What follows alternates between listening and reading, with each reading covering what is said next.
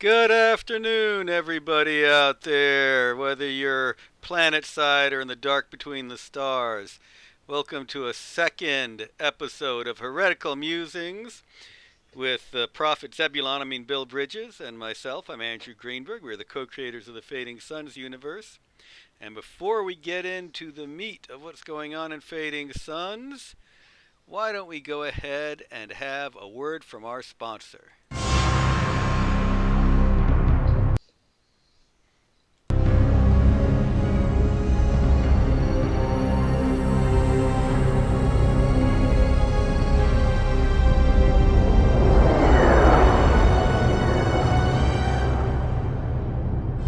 For half a millennium, humanity has lived among the stars, in darkness. Humans reached the stars long ago, building a republic of high technology and universal emancipation. Then they fought over it, squandered it, and finally lost it. Now a new dark age has descended upon humanity, for the greatest of civilizations has fallen, leaving ignorance and fear scattered among the ruins of many worlds. Even the stars are dying.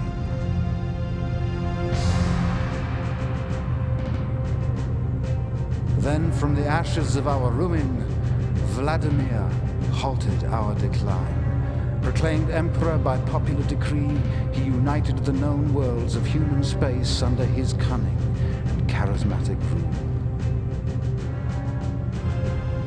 Vladimir created the Great Charter, declaring how the powers of rulership would be divided and how his successors would be elected. 5 scepters for Mother Church, protector of our souls, 5 for the Merchant League, heralds of our past, and 5 for the noble houses, holders of our future. But each of these powers wished to rule it in their own way, and schemed to gain complete power at any price. Vladimir's military might convinced the noble houses to concede his rule, for they could not stand in battle before this master tactician. The Merchant League, last remnants of the Second Republic, made little pretense of their disdain for the Charter of Vladimir, but they accepted his rule nonetheless. Fearful of his popularity among the people, the Patriarch of the Universal Church accepted Vladimir's rule on the condition that the Church present him the crown, thus ensuring their ritual role in approving all his successors.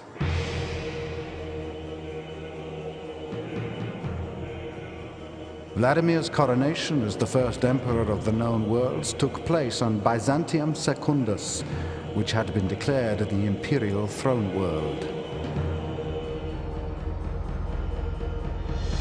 In the year 4550 AD, Vladimir crowned himself with his own hands and died.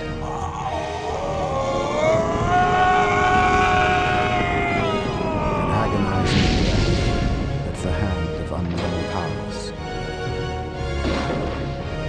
With Vladimir's death, his great union fell apart. Noble house turned on noble house, igniting a war for the spoils of Vladimir's empire. The commonwealth of humanity was shattered, overcome by iron-fisted feudal lords. As the suns fade, so dies humanity's hope.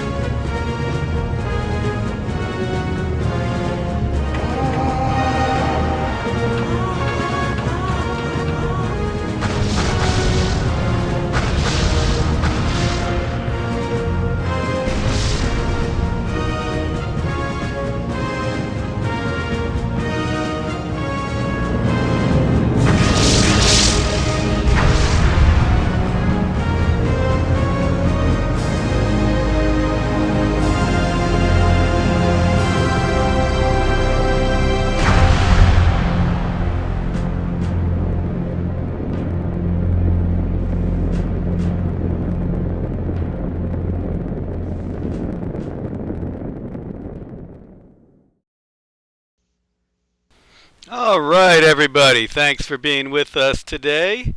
And let's bring on the prophet himself. Oh, and let's actually show my face and not just lean forward. All right, everybody. We have with us Bill Bridges, co-creator of the Fading Suns universe. Say hi, Bill. Hi. He didn't say hi, Bill. Oh, well. My mind control is failing miserably. Appreciate everybody joining us. That was indeed the introduction to Emperor of the Fading Suns. Not a word from our sponsor. Next week we'll have the word from our sponsor, Hull Rat Off. But for now, we'll go ahead and dig into it. Bill's working on Fading Suns as we speak. I can tell him typing away. Oh, wait, what's this from Drive-Thru? What are you talking about Drive-Thru? This is a link to a brand new free Introduction to Fading Suns book. Just went up. I don't even have this one. What's going on? I know, it just went up, literally, as we were sitting here. All right, so what's in this Thanks, one? Eric. This is just your basic Introduction to Fading Suns, what it's all about. The setting includes the history, the major factions, and has a quick summary of the game rules. It's not a quick start. It just has a quick summary of just how they work and what you're supposed to do in Fading Suns. Excellent. For those of you who are wondering why the sound is better than last time, we hired a preceptor and an exorcist, both from the Universal Church. They came in. One of them debugged my microphone and gave me a new headset, and the exorcist set fire to my computer. So, all's good here in the land of Fading Suns. But we've been talking about a number of things that have been happening with the Kickstarter. The Kickstarter is doing wonderfully successful. Really enjoying it and looking forward to getting all those books myself, including the ones you just released I don't have yet. But we're looking forward to 2 upcoming stretch goals. Bill, you want to talk about what those are? Well, let's see. Hold on. Let me go to the list here and see what we got. Trying to remember where we're at. Yeah, I think we just unlocked the Yeoman Deluxe Pad. If my computer would work properly here. Yeah, we got the Yeoman Deluxe Pad now unlocked, and so the next thing up would be the deluxe tokens. Oh man, I really want those. So you guys have got to unlock these for me. And just to be clear, we did our play testing without these pads. We wished we had them, but we didn't need them. Yeah, we did perfectly fine. You don't have to have them, but boy, it's a lot more fun if you do. Same thing with the tokens. You don't need them, but boy, is it a lot more fun, and especially if you have these nice metal tokens. And the next stretch goal after that one is the Dramatis Personae. What? Yes, Andrew's heard of those. They are 16 fully fleshed out characters. If anybody's familiar with the character archetypes that came with the Torg GM screen, these are similar. They're basically 2-sided sheets. One side has the background and an illustration of character, and the other side has a filled-in character sheet. And I'll let Andrew tell you more about them because he's intimately familiar with them. Intimately familiar with them, yeah. Bill tricked me into writing these. So, yeah, they were a blast. And it's funny because I wrote these while the rules were transitioning a few times. So I get them done, send them to Bill. Bill would tell me, they're all wrong, do them over.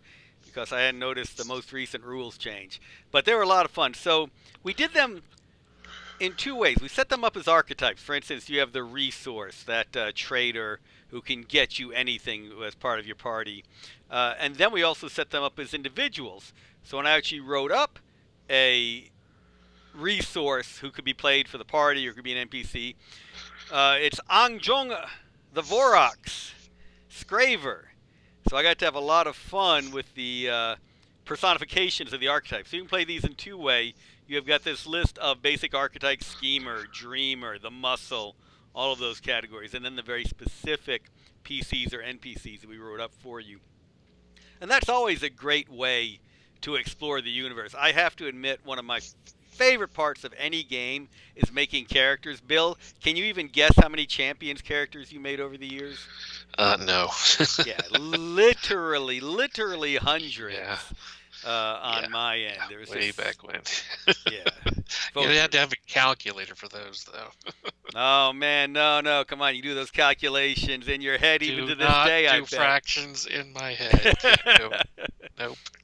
I even did that with villains and vigilantes. Just kept making characters because it's so fun to roll up these weird power combinations and try and justify how one character had lightning control, insect powers, and uh, super speed or something along those lines. The justification for those characters was the best part. Hmm. With this game, you've got two different ways to make the players. Right, you got the essentially what was the old life path method, follow the various careers, and then we've got the more standard create whatever you want. Can you talk about some of the life path combinations you've been coming up with, Bill? Well, your life paths basically you basically have three stages. The first stage is you're choosing your upbringing, and that gives you your class, which is noble, priest, merchant, or yeoman. And then your next stage would be to choose your faction. So which type of noble are you? A House Hawkwood, House Takatos, House Al Malik, etc. Same thing for the church. Are you Orthodox, Eschatonic? Are you Scraver? Are you Reeve, etc.? With the yeoman, your choice there comes into one of the various societies. Things like the Society of St. Paulus, they're an explorers club. There's the Dispossessed, they're mercenaries. Or you could be a Voldrak in the known worlds, or a Vagabond, my favorite, the Space Hobos. And once you've chosen those, each step of those stages gives you certain characteristics and skills and perks and capabilities. That's a new thing too that modifies your skills. So when you're doing your upbringing, you'll fill in some of those on your sheet, and then once you've chosen your faction, your house, your sect, your guild, you'll fill in the info it gives you there. That's your apprenticeship stage. And then you get into basically your early career stage, and that's your calling. So you choose, like if you're noble, you might want to be a courtier or a duelist or a ronin, a sybarite, any of the sort of things nobles can do, including a questing knight. And priests have their own callings also, so do guilds, and those then fill out even more stuff on your sheet and give you special perks lists that are available only to those callings. And once you're done with those, you're done with your character creation. It's pretty simple. It's just 3 stages. Copy what's down on those stages. If though you find that a little too confining, there's still always the customized character method. It still takes you through those stages, but it just gives you tells you, hey, just take this many skills and put them at X, distribute them how you want, characteristics, distribute them how you want. So you can still be open-ended. Right, right. And I've got to agree with Michael Diamond that normally just sitting around making champions character would be a great way to spend quarantine. But one of the things I think that happens with this new life path style is it's just as fun and easy to sit around and making Fading Suns characters and then leveling them up. So with the initial Fading Suns games we specifically made it difficult for you to create an Emperor Alexius, a Theophan Almalik, because they were a ton of points. And that was the point.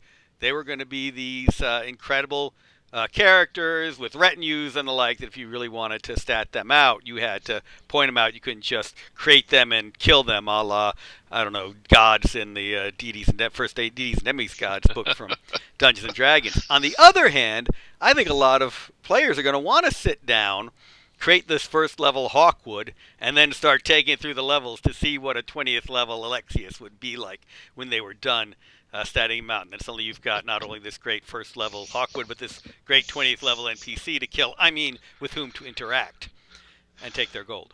But I think we're going to see a lot of players enjoying that, moving the characters around, playing with these different combinations, the psychic engineer, the Theurgist Scraver, these different mixes of backgrounds. Like Alaris asked about if you could talk a little bit more about how the capabilities factor into your actions. Okay, yeah, capabilities, they modify your skills. Your capabilities are basically the lores. In the old games, it used to be you had to have skill ranks in each of those lores. Now, instead, they've moved into these capabilities instead. So you might know something about history, or you might know about a certain type of weapon, a piece of equipment. And if a particular action requires that capability, And if you don't have it, your roll is what's called unfavorable. You roll twice and get the worst result. So if you're trying to shoot a blaster, but you've never practiced with a blaster before, in other words, you don't have the capability in energy weapons, you're not going to be firing it too well. But as long as you have the capability, you get to roll normally. Now, a lot of these things, aren't always required. There's all sorts of things you can do that don't need capabilities. But it's sort of just when you meet the bar by having that capability, then you go on with just your regular skill ranks. The question here is, do capabilities ever improve your actions? And they don't. No, they're really just there as you must be this tall to do this, or else you're going to be not doing it too well. So in other words, if you're trying to know something about the Ascorbites, but you don't have a Scorbite lore, any rolls you make for academics, sometimes even charm rolls or impress rolls, if you're trying to influence them, might take a hit there because you don't know anything about these guys. You're just kind of pretending. What I liked about it was how much it eliminated rolling a lot of the time. If you have the capability, you know X. You don't have it, you don't know Y. You've got to figure it out. You've got to dig into it a lot more. Do capabilities ever improve your actions? I think Bill touched on that. Yeah, the example here in the chat is my Yeoman Thief has a locksmithing capability. What's an example of how that would come into play? That's if you're actually, trying to use a craft skill to actually make locks. You would need that. But it's also if you're trying to actually pick locks. That may be, if it's a pretty simple lock, the GM may not require you to have that capability when you're using your intrusion skill. But, if it's a well-done lock, yeah, you might have to have the locksmithing capability to get through it. And for those of you who don't know, Sir Alaris, and another name, is actually one of the live streaming Fading Suns games going on right now. Sir Alaris, do you want to share Maven's channel and what time you all play in the chat? So one of the things that I had fun with creating these various characters was looking through those different paths that they could take to get where they're going to end up. Some of them are very obvious. The Hawkwood duelist, the Hazat tactician. But some of the weird combinations are also a lot of fun. And of course, no PCs ever take these weird combinations that make no sense whatsoever, right? Would they? I mean, we're not going to expect any Voroks following the priestly paths, will we? No one would want to see a Vorok's brother battle, would they? I'm sure nobody's even considered that. Of course they would. We had one in our playtest. I'm sure everyone will. Yeah, so seeing these combinations come together will be a lot of fun. And it also makes you think, what are some of the major personas in the known worlds? What were their backgrounds? So, for instance, in second edition, we did stat out Salandra Ducatos. We gave an idea of what she was like in an NPC, because she was still young at that point. She was a fierce uber villain, but she was a young fierce uber villain. Now, however, Salandra's 20 years older than the last time we wrote her up.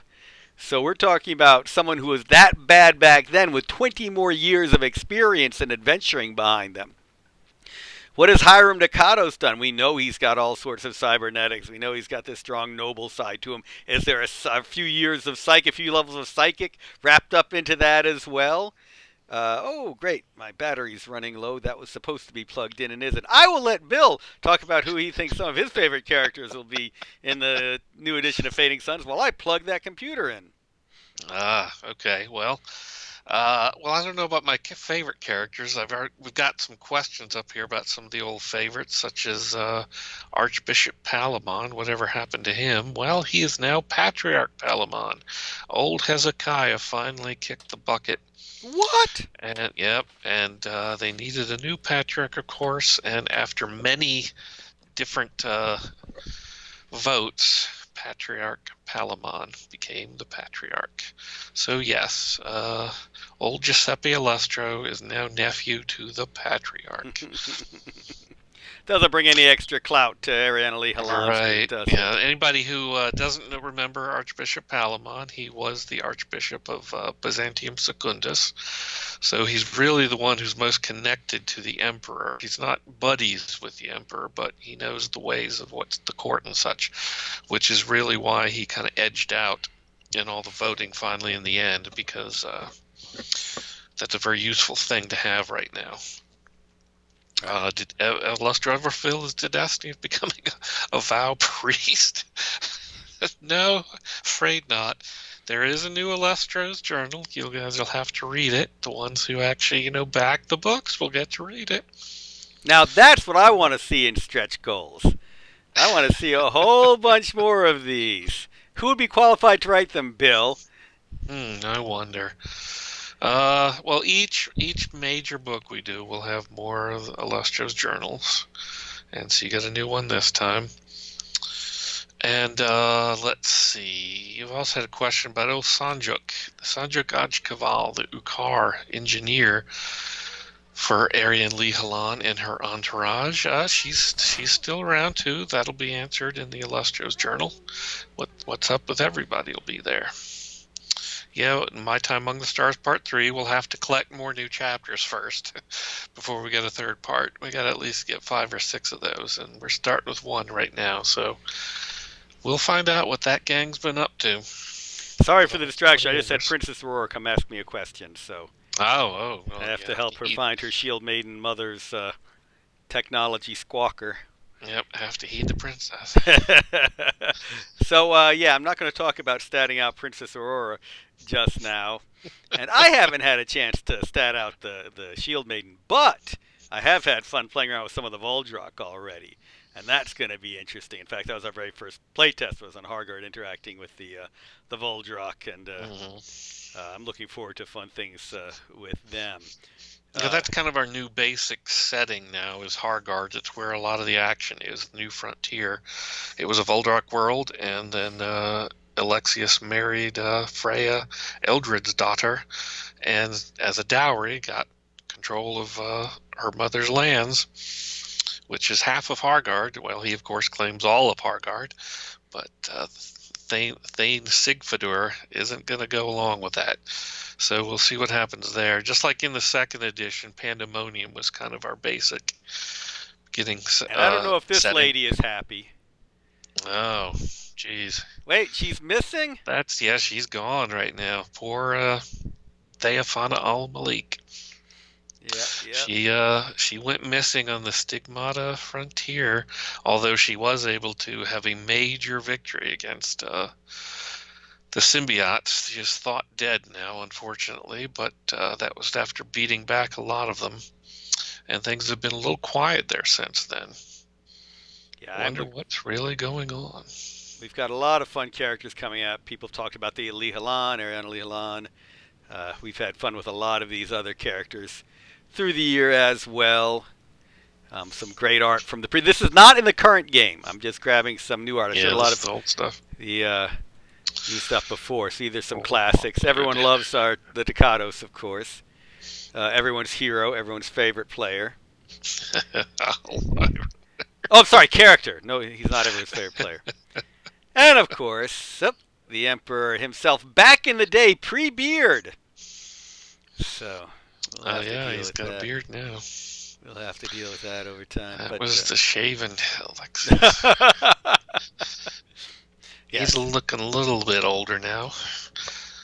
Although, I'm sure he's taking those longevity drugs. What? No. Children have a way of making you look older, but keeping you young at the same time. That's all it is. I'm sure there are no longevity drugs at all in that. So, yes, Bill, the request now is for you to compile 20 years worth of Illustro's journals as a stretch goal. Well, you'll have to read his new journal to see what happened to all the journals in between. All right, fine. But Noble Vorok serves House al-Malik. How that works? Well, in terms of building him as a character, you can do it a number of ways. First of all, he is Noble Voroks, and he could his faction could be al-Malik. because we really haven't detailed the native Vorox faction. Usually, they are in service to the Lihalan, but he can certainly have pledged his fealty to the Almalik instead. And something else to remember is even though the Lihalan own the planet and most of the land on it, there are embassies and the like upon the planet, and Vorox born there could very well be serving various houses, guilds, and so forth. Mm-hmm. So, I mean, even if you have 95% of them officially being Lihalan citizens and servitors to them, owing them their feudal duties, you will have a few others who are outside of the traditional feudal setup and finding their own way. Getting some specific questions about Cordith. I was hoping to talk about characters all day, but people want to know about places. Let's see. Admiral in Ison says, reading Introduction of Fading Suns, Cordith is under League control. Yesterday I told it was under Almalik control. I assume it's within Almalik region. Oops. Yeah, no, the League is the one who has the most sway over Cordith right now.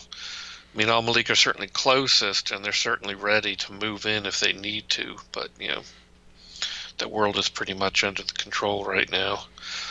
And the League is reaping all its resources, which is a little unfair to the poor Ukar. No wonder they're kind of angry all the time. Those poor Ukar. And who could imagine the Almalik and the League making a deal of any kind? Oh my God, why would they ever do such a thing? Nobles working with guilders? What? Well, I can tell you who'd be unhappy with it. Whoops, let's go full screen. Hey, why didn't you show up in photos? Man, you showed up in paint of all things.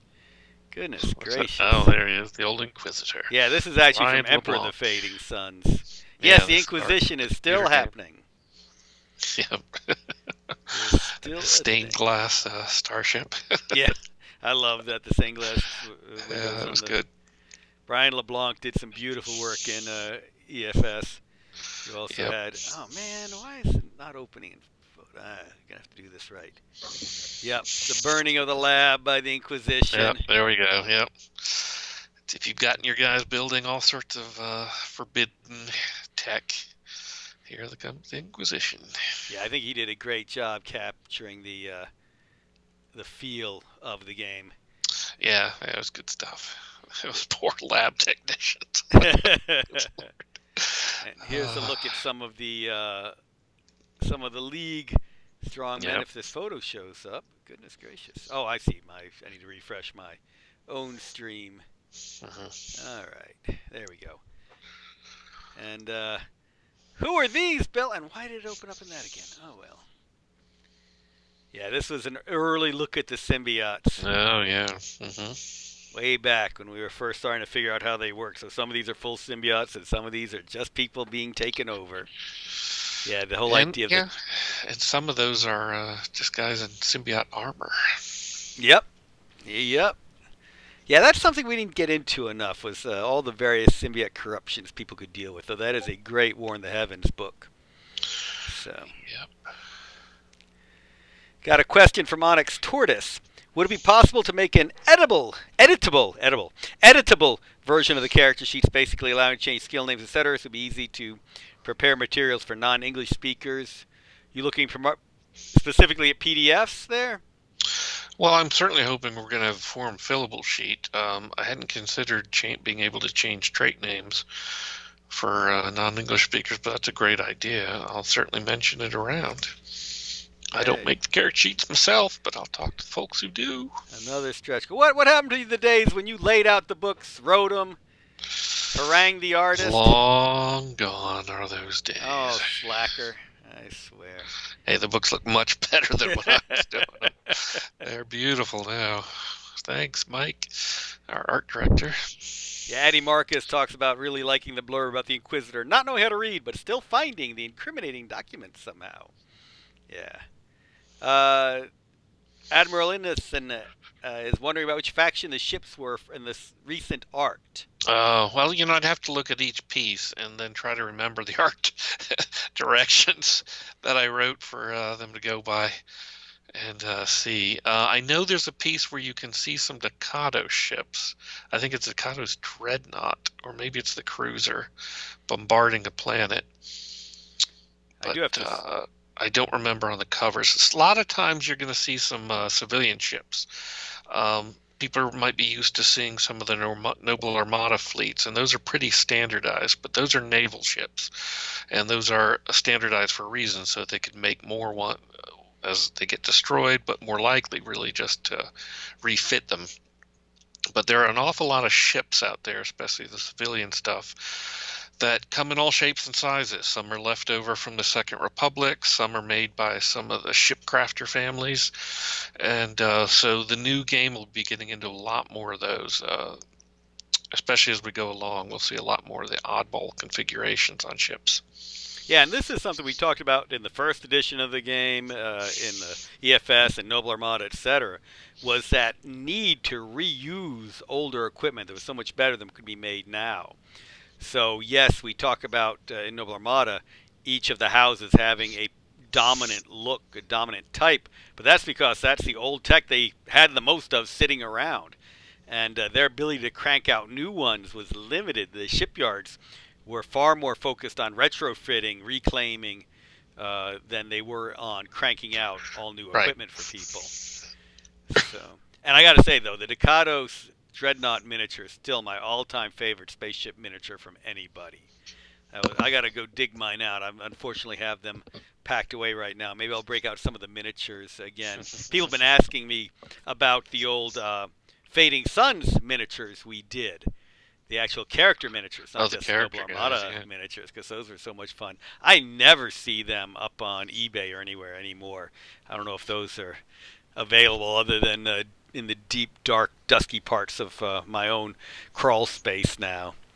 Right. But such good figs back in the day. All right, more questions are popping up now about the Voroks. Do noble Voroks normally serve their own Voroks lords, or are they actually knighted by House Lihalan or other houses? They're knighted by other houses. They don't actually have their own. As far as I remember, they don't have their own Well, you do have the king of the recognized Voroks. house. Yeah, there's a king, but it's not like he has a whole giant lineage of liegemen underneath him, in a sense. It's not the same way. Most of these guys are having to serve another house because they don't have an officially recognized house in that sense. And once they get off world, nobody's going to pay attention to it. I got to go back and read it again, though. It's been a long time since I've looked at the Voroks, but from my memory, the few noble Voroks, because again, they're not that many, are sworn to other houses. Yes, the other houses would adopt them. And one of the things that I love most about the old Voroks book was how much the feral Voroks despised those effete effeminate noble Voroks, and Well, yeah, saw the them ones as out in the wild. completely a farce. That Yeah, they were the ones noble out in in their the own wild eyes only, have and not to in a do with Vorok's it. eyes. Yeah, they've given up to human civilization as far as they're concerned. But generally, the idea is Ungavorox is it's a largely a Lihan world, but there are other noble houses who own territories in those. So the idea is that the nobles Voroxes within those territories are swearing fealty to those lords, and so they're fitting somehow into that structure, such as they might be a knight or a baron or an earl of the Lihalan at some point. So they adopt them when they're puppies and so cute, but then when they grow up, they flush them down the toilets and they become the albino Voroks of New Byzantium Secundus, crawling around. No, wait, that's Uh, alligators. Yeah, the one of the things that we tried to set up in that Voroks book that I loved was the idea that the Voroks do not consider the nobles nobles. no. Now, with the exception of the king and his immediate tough Well, I retinue. mean, the Voroks who are so-called civilized, those are ones who are living in the actual cities and civilized areas do. But the ones out in the jungles, out in the feral areas, nah. Yeah, they're not going to recognize them. And that was actually a character we never did enough with, was the King of the Voroks. I Right. always wanted an adventure that would have the characters having to petition the King of the Voroks for something, and having to go and impress him and his court, and then of course be sent out to deal with feral Voroks as their reward. Well, that's the thing. The feral Vorok still have all their claws. The king only has one claw, although he has more claws than any of the other civilized Voroks, who have to all get, unclawed to be able to leave the world. Yeah, and it's always interesting how much fun the aliens were. Because, I mean, we have to deal with the fact that they have this alien nature, but they are so humanized at this point. It was very much, in my mind, how when the British went to India or somewhere else, they would try the whole idea of the white man's burden, try to anglicize whoever they went to. Yeah, it's horribly colonialist. Yeah. It's not fun at all. And I kind of like the idea that as much as we like to think of the Urubun as very much the noble of the aliens, they are the ones that the Hawkwoods take away from their homelands and put in charge of other groups, just like the British used Indians to oversee South Africa and other parts of the empire, pitting various factions within their own empire against each other while the British lords stayed above it all. Yep. So I've tried to replicate as much as we like to think of the Hawkwoods as noble and the Urban as wonderful guys. They're being used in the same sort of way throughout Hawkwood space. And that's why I think that the Vow and Symbiote books are so fun, because on those, we really got to touch on the alien nature of creatures. With the other alien races, they're very much another way to look at humanity. With the Vow and Symbiotes, we're trying to be alien and trying to put a human understanding upon something that's very alien. Yep. That was one of the fun things about the Vow prophecies, for instance. I was expecting that to spark some immediate questions about the War in the Heavens books. But we're back on piracy, which is one of my favorite topics. What systems encounter the most piracy, and where will Dread Pirate Jack Heckle be showing up anyway? I was actually wanting to use Jack Heckle as an example of life path, because he is not coming from a noble background, but is obviously a tough character coming from a yeoman path. Well, I mean, the most piracy is obviously going to be occurring wherever the powers that be in the systems are too busy to really rein it in. And that's going to vary from, month to month, depending on what's going on. It's like, say, on Rampart, if some of the rebellions flare up and they need to divert some of those ships to sort of harry rebels, pirates are going to be able to slip in and around the side. So it really depends. I mean, obviously some of the best booty is going to be going through the cosmopolitan worlds, but those are also the ones that probably have the most cops on the beat. So it's really all going to depend. The game master can come up with any excuse he wants to have piracy going on. And one of the fun things about this is, in the past, Hargard was one of the centers of piracy, but now it's Imperial. So pirates have had to scatter from the Hargard system, though there is a core group still there. Spoiler alert. But now you have all these lost worlds feeding into Hargard, where these old pirates who used to plunder the known worlds out of Hargard have been pushed. So it's going to be very interesting exploring these lost worlds, having pirates make their way back through Hargard and so forth. Well, it's just that Hargard space is kind of tough, because it isn't fully, policed at all by the known worlds yet. They haven't been able to grab everything. But it is harder for the Voldrok to, say, get over to Lemminkainen and start, raiding than it used to be. So there's a lot of action going in and out of the gate. But, the Imperials don't fully have enough ships yet to really put in giant blockades all the time. So, there's still Voldrok who are getting in and out. And remember, there's still dispute over who owns the whole system. Or the planet at Hargard itself, as well as the system. So exactly. Yes, you've got Imperial ships sitting there, but they can't stop everyone from coming through the jump gate. You come barreling through there at a high rate of speed. All they can do is radio through to others that you've just blasted past them.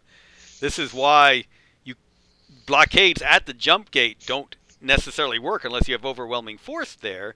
People are just coming through at a high rate of speed, and you can either chase them down or do a few pot shots or nothing. Now, if you got a few dreadnoughts there, coming through at a high rate of speed is a bad idea.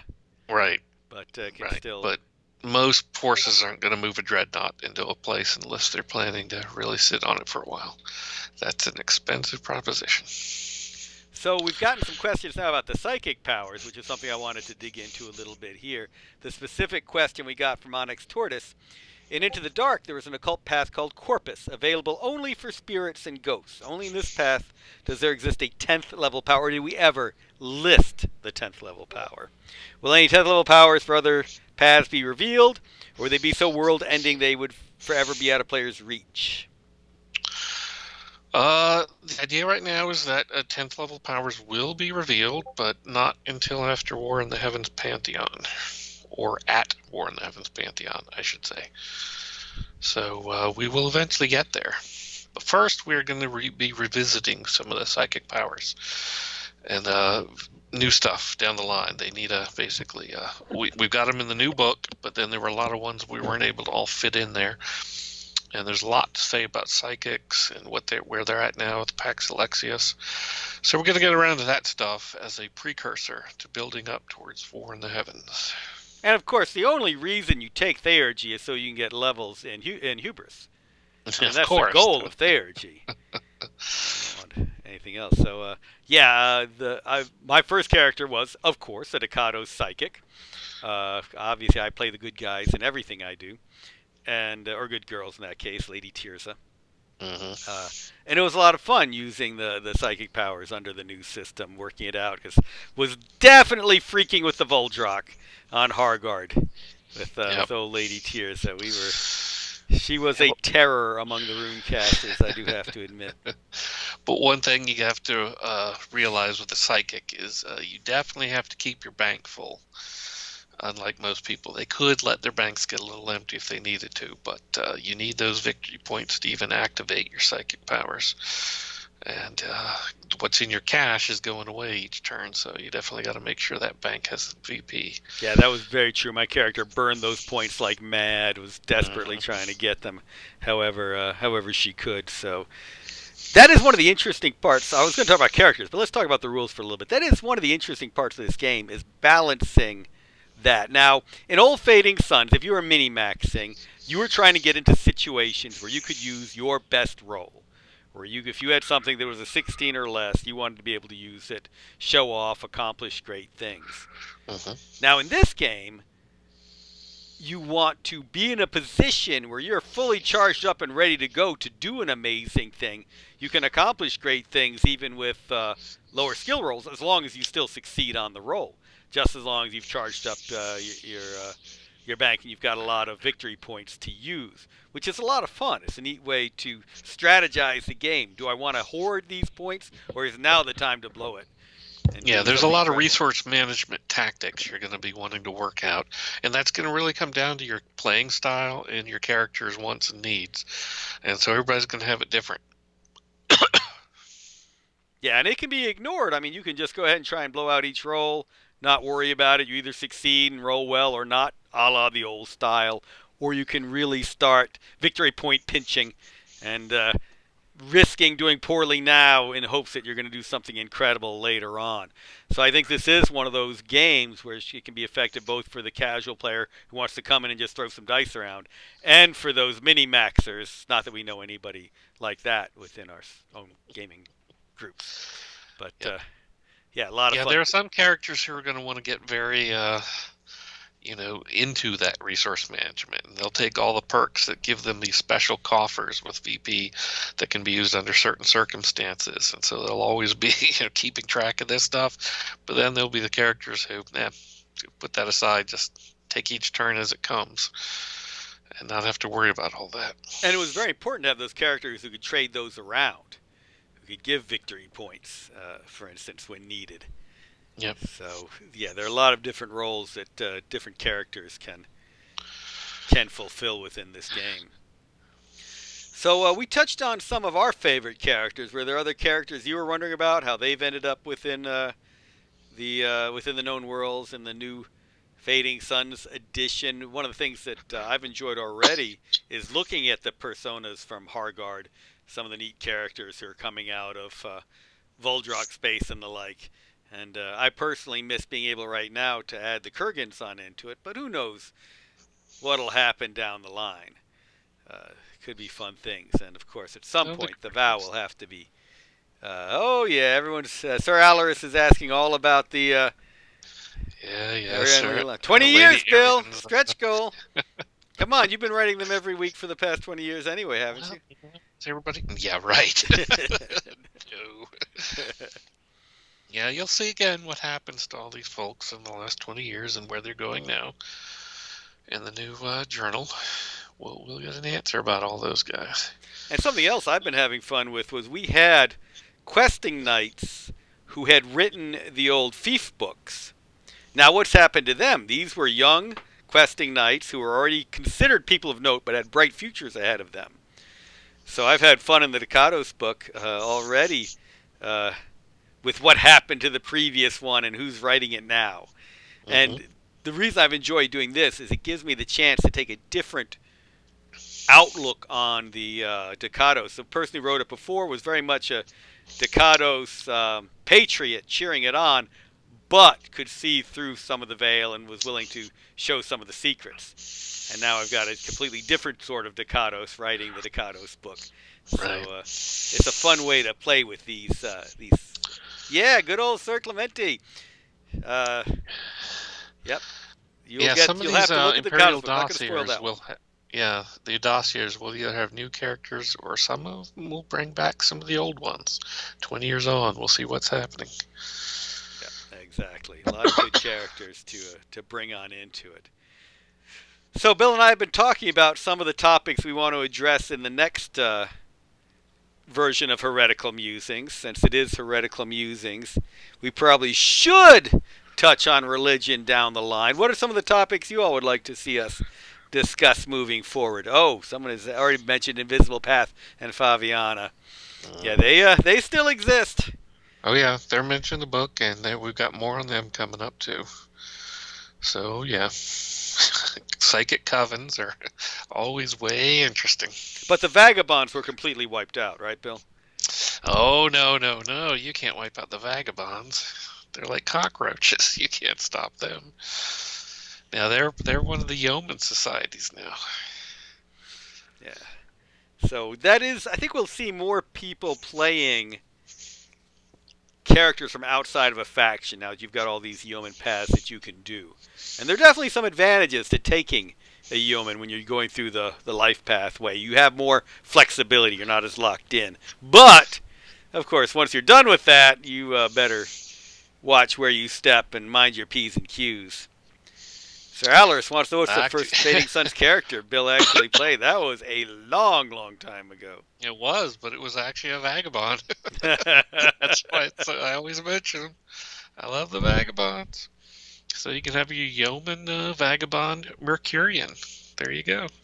Yeah, it was very funny because way back in a game that I worked on before Fading Suns, I had the chance to work with a fellow Kerry Thornley, who's better known as Omer Khayyam Ravenhurst, who is, yes, the author of the Principia Discordia, for those of you who ever read that. And I got him to write a little bit for us for that previous game. But he also gave me his unpublished book of Discordian regurgitals, the rituals of the Discordians. And there's all sorts of incredible stuff in there that's perfect for gaming. I published some of them for that previous game, but yeah, that was very inspiring stuff for vagabonds, Mercurians, all the good trickster types through the years. Yeah, if anybody remembers the vagabonds from the previous editions, they were a guild, but in the new edition, it's actually a calling. So anybody can take that calling, a noble, a priest, merchant, whatever. They still claim to be a guild, but that's just one of the many, pranks they're playing on anybody. One of the fun things in the Ducados book is the Ducados had their own cartels, their own attempts at guilds, providing very specific powers to them. So that's a neat thing to be statting out for the Ducados paths. Be one of their cartel leaders as well as a noble. So yeah, lots of fun things there. Cool. So one of the first books we did in Fading Suns was Byzantium Secundus, and we statted out so many characters in that one. That was a lot of fun to write, a lot of fun to come up with these really interesting characters, some of them very classical types of their faction, others very much twists on uh, the old factions. Are there thoughts of books like that down the line, Bill? Yeah, I'd certainly like to revisit that. That was kind of a prime setting book to give you a place to play with everybody and set a sort of standard on who's who and a lot of the people moving around, in and around the throne. So eventually I would like to revisit that sort of thing. Yeah, one thing people have talked about in the past was, well, now that if I can just stat out characters up to 20th level, doesn't that mean I now know what Alexius is? And well, no, Alexius has had a lot of life experiences and encounters that feed into what his character is besides his levels. So access to technology, access to gargoyles, specific things that have been accomplished along the way that take him outside. But still, fun to stat out those high-powered characters. Bunch of questions popping up. Onyx Tortoise never really understood how Mercurians fit into the whole game. What was the reason for putting them in? Do they have an actual goal? They feel so random. Something mercurial. They're whatever Mercurian wants them to be. That's the whole thing. They don't have a central, as far as we know, central operating authority. It's just people taking on a role and causing as much trouble as they can. Sir Alaris has asked about some of the Lost Worlds. Those are going to be more information coming on those down the line. That'd be a spoiler to start. Yeah. We're just reestablishing the known worlds right now, and we'll get to what's been up with the Lost Worlds, and along with that, no, House Thana is still separated right now from their home world, but more and more people know it's out there. Yeah, a lot of these minor houses are interesting in that as lost worlds are being found, they can be claiming more land on them, claim to have relatives on them. So you're going to see a lot of disputed land battles coming up as adventures. Go in if you're a minor house. Go in and find out if we actually do own this land, if these people on this lost world are related to us, or who knows? Maybe they are the heretics we got to watch out for. Right. And then you've got situations like you've got Ivor, where there's certainly some pretenders claiming to be House Chowkey, as if. And Ivor is still under blockade, isn't it? Yeah, pretty much. Although the church, 20 years later, has come out as the main blockader at this point. It is still under edict, so no going there unless you're a PC. Kunlun, yeah, an Iron Fist joke, ha ha ha. And it unlocks better TV shows, though. Can you explain what conditions lead to favorable or unfavorable rolls in the new system? This one from Admiral Ison. The most common one is if you lack the capability needed. Admiral Nelson, that's what it is. I keep mispronouncing it. Good. For that. But then there are a certain number of situations might things unfavorable. But for the most part, your perks can make things favorable. And it all depends on your perk. And sometimes you might have to spend a victory point for it or so. But sometimes you just get it under certain conditions. So perks can basically be exceptions to all sorts of rules. I have to admit, this is what I kind of wish we'd had in second edition. Just being able to make rolls favorable would have made that go a lot better for a lot of players. Two things that help the rolls succeed much more often are: one, favorable, that helps a lot. But the other thing is you can now spend victory points to get a precision bonus to a die roll, basically improve your gold bonus. So if you've got 12 to hit or less, but you really want more, you can spend victory points to bump that up to spend 3 points, bump to 15.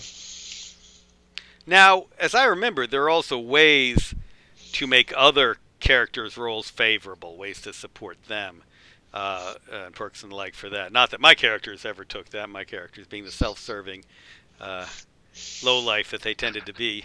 Well, one of the common ways is what's called the troop coffer. Everybody in the troop shares a single coffer, and that holds weird points. And those weird points are mainly awarded by the game master as a form of applause, as we say. Your players on the stage of your passion play. And if you've elicited applause from the game master or other players, they could be so impressed they could call for this too. You might earn a weird point, which the GM will put in your troop coffer, and anybody in the troop can spend that weird point or as many weird points as you have there. And spending a weird point allows you to make a roll favorable. That's one of the things it does. So even if you don't have a perk that does that, spending a weird point can do it for you. So Sir Alaris asks, how does favorability increase odds compared to a goal roll bonus? And that really is dependent. I mean, if you are rolling twice at 16 or better, that has a different effect than if you're rolling twice at 6 or better. Right. So it's not a straight up equation, but you can do a full chart to figure that out. Yeah. And I mean, a lot of this comes down to the people can set out the statistics all they want, but if you've role played enough, yeah. you know those dice respond to luck, misfortune. They're just having bad nights, whatever. So it usually helps sometimes to get an extra die in there to have another effect, because in some way those dice are alive. I'm convinced of it. The dice gods are a heresy, and we used to call it dice karma, and that's why no one was allowed to touch your dice, because they would get their karma on your dice. That's right.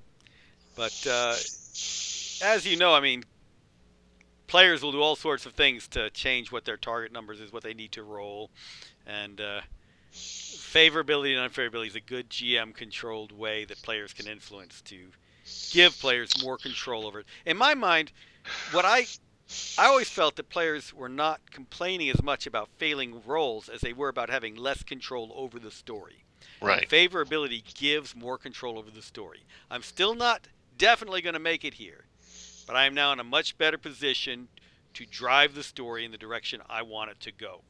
Right. It especially matters, too, with victory points in that you might succeed in your first one roll with like a 3, but if you've got favorability and you got another chance to get more victory points by rolling a 9 on that second die roll. So it's not just taking whether you've succeeded or not, it's improving your ability to gain victory points, or at least the odds for it.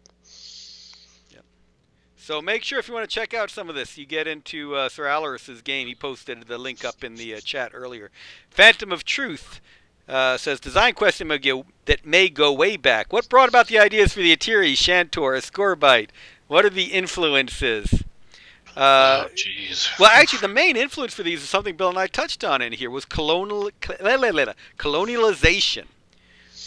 I mean, you can see our thoughts on historic colonialization in each of those races you mentioned specifically. Different ways conquering people dealt with the natives whose land they were trying to take. So look at those for your inspirations. Right. In terms of actual races, I have to go back and remember that sort of stuff. I mean, as I've always said, Fading Suns is a giant collection of pretty much everything I read as science fiction. Growing up as a kid, there's all sorts of stuff in there. And a lot of it is the old pulp sci-fi that a lot of people don't pay a lot of attention to these days, but a lot of those authors had some of this crazy stuff. I think of Poul Anderson in the Ep2. Those were his flying race. They weren't exactly birds, but they were flyers, and they had their whole culture. And I think on some level, maybe the name itself must have been inspired in the back of my head by the Ep2. And so on. Just, it was pretty much just coming up with some basic ideas on this stuff, influenced by other people, and then some of the authors were able to really take these guys and flesh them out a lot, such as Sam Manabinet for the Atiri, Sam Chupp for the Shantor, Jim Moore for the Escorbites, Rustin Quaid for the Oruim, and so on. Yeah, and I also liked what my brother Dan did for the Escorbites in the fiction. Oh, yeah. That was a lot of nice, fun way to take it as well. With their song. Sir Alaris, talking about favorability, says, I often refer to Andrew's maxim, let the characters affect the dice at least as much as the dice affect the characters. So, Bill, what happened to my maxims? They're all gone, huh? Oh, no. Oh, man. We'll have to print those up separate. All right, so we are down to our last minute. We appreciate everybody tuning into this today. That's been a lot of fun. Save your questions around for the next time. Bill, will you ever be running a Fading Suns game the way you ran Werewolf? for somebody I've never heard of. That's George R. Yes, R. I Martin. know. And others at StokerCon in The work, 2017. one of the original rewards for the Kickstarter was me running a game at DragonCon, but with this whole craziness and social distancing going on, we thought we'd pull that and we'll bring it up some other time and see how that goes. For now, it's all online stuff. Whether I get a chance to run a game really depends on whether I can finish my deadlines on the next Fading Suns books. So we'll see how that goes. Right now, I'm really busy trying to get the books done so I can let other people GM. But we'll see what Good happens. answer. So we're at 6. Thanks to everybody for joining us. Next week we'll be back at 5 Eastern again on this channel. Right now the plan is to talk about religion, theurgy, and the like, but if you have other topics, let us know. Come prepared with your questions. We'll figure out what to really go for. Hey, are we gaining more people now as we're signing off? No, that was just me. I was just saying no stacking favorability, answering Yeah. another question. You can't So be it's doubling there. it. Yep. So Thanks, check guys. out that Kickstarter. Back it if you haven't. If someone can share that link again, I actually might be able to. Yes, I can. Check it on out. And we look forward to a lot more Fading Suns. Have a great evening, everybody. Bye, all.